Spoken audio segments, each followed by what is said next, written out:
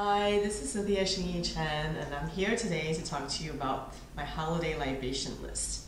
So I'm starting off with a gift for the traditionalists. This is for someone who likes something very classic, although this is sort of a contemporary spin on it. So the Perrier-Jouët 2012 holiday box is designed by Claire Coase, a UK-based designer who is famous for her floral patterns. So you can see this is all her design, reinterpretation of the famous Japanese anemone flowers that is on the original bottle of the Belle Epoque bottle here, which dates from 1902, and it's done by Émile Gallé from the Art Nouveau era. And on this side, we have a pair of flutes. So Hervé Duchamp is one of my favorite winemakers in Champagne, and I'm always in awe of how he is able to turn out every year the Belle Epoque series, and the wines are so elegant. In the 2004, we have 50% Chardonnay, mostly from Grand Cru villages, and as you know, Perrier-Jouët has some of the best Grand Cru villages in the Côte de Blanc, inclusive of Cravings, which is where they actually press the wines, and it's still done by a wooden press, which is very impressive. The rest of it is Pinot Noir with 5% Pinot Meunier from Dizy.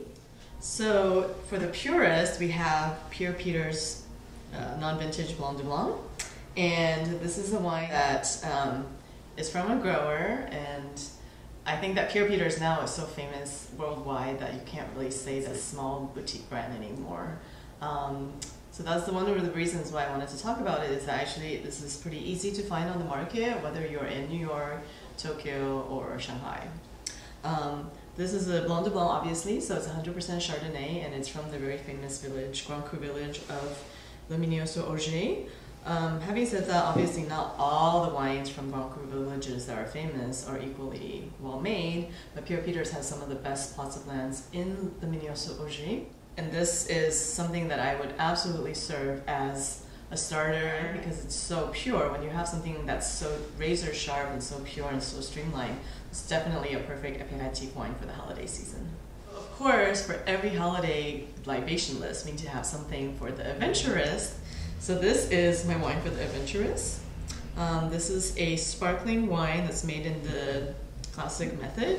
They're obviously a very revered producer in Sicily, Bonatti. So this is the only sparkling wine that is made from 100% Caricante grapes, which is an indigenous white varietal from Sicily. It's grown on volcanic soils, or actually on a volcano. Part of it is aged in stainless steel, the other part is aged in small oak cask. I guess it balances out a lot of the flavors. This is a very racy white varietal, and in the wine, actually the acidity is pretty intact. When you taste this wine, which is actually a non-vintage wine that's aged for 18 months, it actually has a lot going on that you would actually think that maybe it's actually a vintage wine. Has a lot of roasted yellow fruit flavors. This is definitely something that most people will have never even heard of, never tasted. So for your adventurous friend or loved ones, this would be the perfect sparkling gift.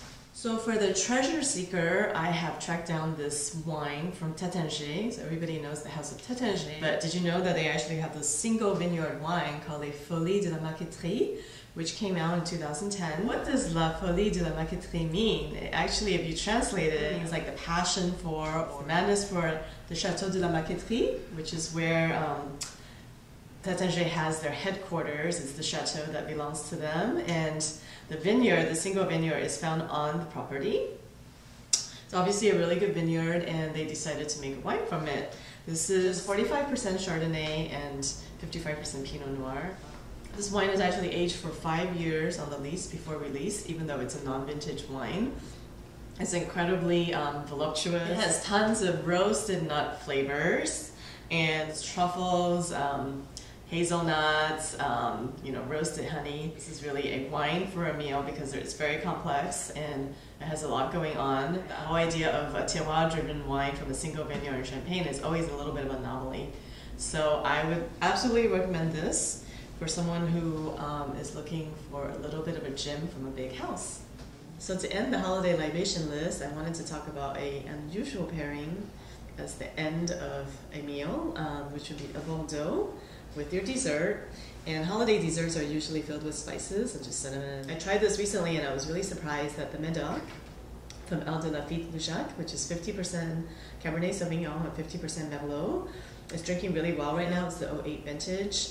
It went so well with the oatmeal cookie because the oatmeal cookie has tons of spices and a little bit of savory notes, and the wine has the same thing.